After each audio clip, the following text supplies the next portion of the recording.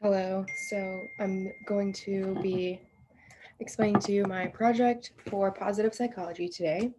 So, the thing that I chose to explore more was emotional competence, and I did this by measuring the compassionate love scale and the satisfaction with life scale for before and after the 5 day process.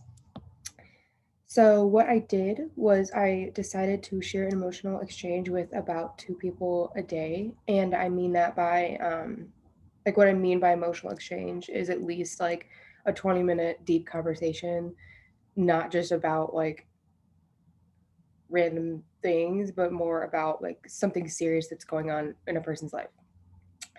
Um, I did manage to be able to do this with at least one person a day. There was one day where I wasn't able to do this with two people, but every other day I was able to get this done with two people, and it was about a like 40-minute conversation each time. And these are very deep conversations. This actually worked out really well for me because people open up to me very easily, which is great because I'm a psychology major, so it's really easy for me to do, and it's important practice for me for the things that I'm studying, the things that I care about, as I'm sure you know since you're in a psychology class. So, my hypothesis is that practicing emotional competence by engaging in an emotional exchange with at least two people a day can improve my ability to support, help, and understand other people, and may result in more of a satisfaction with my life. This hypothesis was correct. So my measures went from a 4.5 on the compassionate love scale, which says you are compassionate, to a 5.7, which says you are highly compassionate. And then the satisfaction with life scale went from a 27 to a 29, which is satisfied, but obviously the measurement was a little bit higher.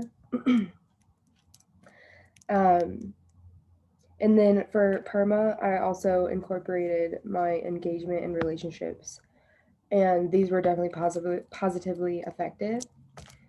So, just some information I have about my experience was that being more aware of emotional competence, meaning expressing my own emotions and knowing my own emotions, but also knowing other people's emotions and being empathetic with them, like more properly and more presently, was much more like attainable through doing a study on it because I had to focus on the way I was communicating with them.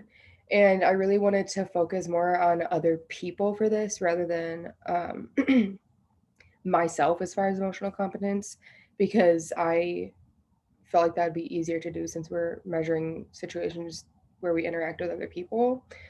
And I found it very important to actively listen throughout this as well because when we communicate with other people, we have a big tendency to just think about what we're going to say next instead of literally listening to someone and making them feel heard and making them feel like they have a space to really express their emotions, which is the whole point of this.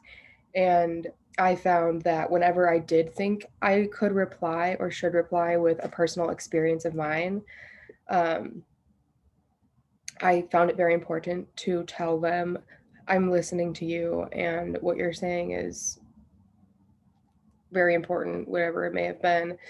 And I have a story to share with you. I'm not trying to change the subject over to myself, but I have a story to share with you that might give you more insight into what you should do or that other people do go through this as well, and it might help you out or give you some tips or just make you feel more comfortable with your situation knowing that it's normal to go through what you're going through. And like I said, due to the way that humans communicate, it's very easy for people to feel like they're not heard. And I hear from quite a few people that, oh, every time I try to talk to somebody, they end up just telling me about their own life. I hear that a lot. And that's why I found it very important to tell them what's going on when I do end up talking about my own life, if that does end up happening in conversation, because a big way of communicating with people is relating to their situation. So it's important. I found it important to make sure that they know why someone might be doing that, if that is the way that I felt like replying to them. Um, would benefit them the most. So that's my project, and I hope that you enjoyed it, and I'm excited to see what you guys did. Thank you for watching.